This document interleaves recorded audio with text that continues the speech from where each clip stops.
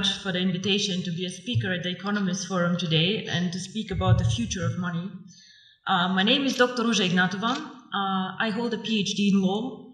I have always been very interested in financial services and worked about 6 years with McKinsey in Eastern Europe, actually when the crisis hit us really, really bad. I was spending my time in Russia with Sberbank, and it was an interesting time. I want to speak today about, as I said, the future of money, the future of payments. And I am, how to say, a bit sad to listen to the speaker before me, who are having such a gloomy outlook, focusing on all the issues that the region faces, and showing us a future where we have to do a lot of catching up in Eastern Europe, a lot of work, a lot of tasks, a lot of issues. So I would like to take a bit of a different approach. I would like to show people that Eastern Europe can innovate, that Eastern Europe can bring growth, that we are not just a follower country catching up, but actually that we also can show the world that we can do a lot. Our company, which is very young, 1.5 years old, actually writes history currently with cryptocurrency. OneCoin currently reached a market capitalization of $1 billion 3 days ago, which makes me extremely proud. And we have a network of 650,000 users, over 190 countries, and we come from Eastern Europe. We started actually in this country, we had the idea in this country, and we do not only describe the future of money, actually we take a very active approach of shaping the future of money. So, Southeastern Europe is a very good place to live, and I'm born here. I have been not raised here the whole time, but I feel home here. But however, even we cannot take an isolated approach and see ourselves as an own microcosmos. The world is getting smaller and smaller. We are living in a world with globalization. Technology is developing at a speed that makes me dizzy sometimes, seeing what happens around us. And all the innovative companies like Facebook, Google, Apple, all of them, unfortunately, are either not even coming from Europe, or like we are just a follower and just saving all our money in Eastern Europe, which is a lot of money for us to go and to buy the newest iPhone outside. So with globalization, the world becomes much smaller, much more transparent, and the needs of consumer and of companies actually change a lot. We have a lot more needs for cross-border transactions. Even as a simple customer, I have to do a lot of shopping, a lot of things outside my country. So, of course, this is a need that we need and we have to address with a company. So, what is the future of money? In my opinion, the future of money, or a big part of the future of money, will be outside the banking system as we know it today. Traditional businesses either will change or new entrants will come in the market. One of the most spectacular entrants that I've been following now for about 5 years is Bitcoin. Now, Bitcoin is a cryptocurrency, the first cryptocurrency, the biggest cryptocurrency currently.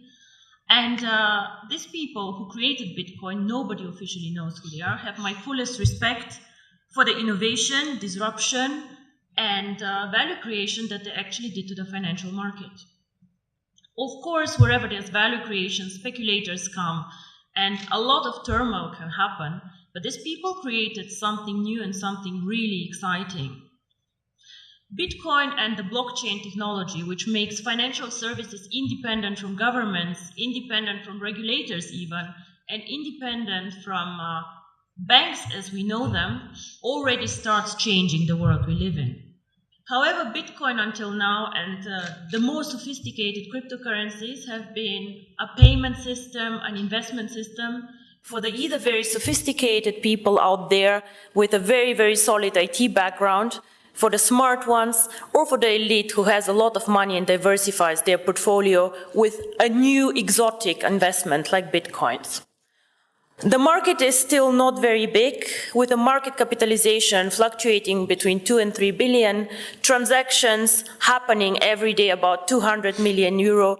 So we still have a lot of potential to grow in the cryptocurrency market, but we see a start. So We have been, or are we still an emerging market? I'm not sure what is politically correct to say, but emerging markets are out there.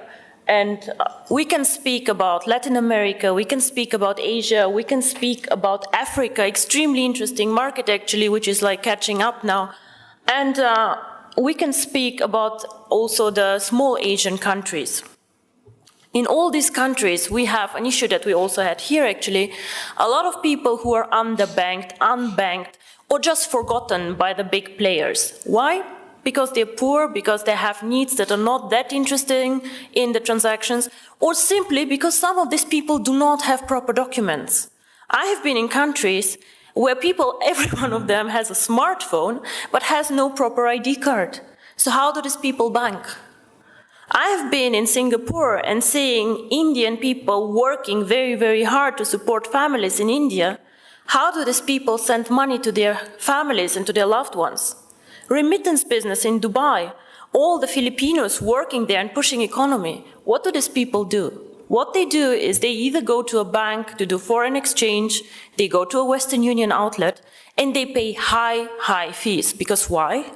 We as a financial sector charge always most the ones who are the poorest, who are like the ones with the needs that nobody else can serve. If you're an affluent customer, if you have a lot of money, the banks will fight for you, they'll give you cards for free, they'll do their best to make you happy. But the people out there, the mass customers, the ones who actually change the world, the ones who are working for economy, these people are underserved, underbanked, and I believe that cryptocurrency can change their life. And not only me, actually, I think Bill Gates believed the same and said that cryptocurrency can make a huge difference for emerging markets. So, what is really the future of money? I believe that if cryptocurrency is spread out there to the mass market, to people who can be made understand cryptocurrency, and as you say, cryptocurrency sounds very, very complicated, hidden, complex. Can I do it?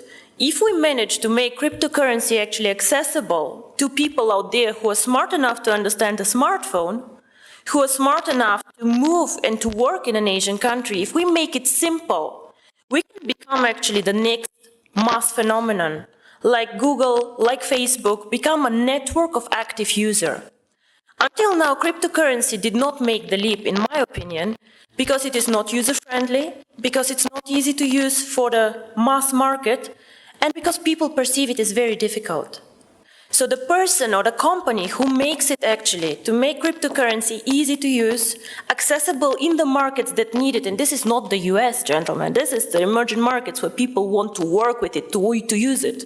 If we make cryptocurrency not only a tool for speculators and investors to make quick money, but make it usable, if we work on KYC, on documentation, on making it transparent and bringing cryptocurrency to the traditional world, with the regulators, by the way, the US actually government, 4 weeks ago, they said that cryptocurrency is actually in a status equal to commodities. So it means that actually cryptocurrency can be treated like virtual gold. Commodities is gold, is silver, platinum, and apparently bitcoins. So the future of money can be searched, I think, outside the banking system because we are still more flexible. We do not fight the issues that the banks have. And because we think that the next big thing is based on technology, on the internet, and on the network phenomenon that we see in all these big companies out there. I think if we manage to provide a consistent strategy, a case to use the currency, and an easy access, which is aligned with the regulators out there, transparent, safe, cryptocurrency can actually be one of the preferred methods of payment, and not only bank transfers, card transfers, and all the traditional ways that we deal money with. My future, or my vision actually, is the one card, making cryptocurrency one currency like the euro, like the dollars, that you just can go and spend with your card, which can be a Visa, MasterCard, China Union Pay, whatever. Make it a real currency that people just can go and spend out there. I have done my job whenever all of you can go with their card and just spend $1 for a dinner. This is when cryptocurrency actually became real for me. And I'm very, very curious how the next 2 to 3 years will work out for all of us. And I hope I'm right, that the future is with technology and with us. Thank you very much.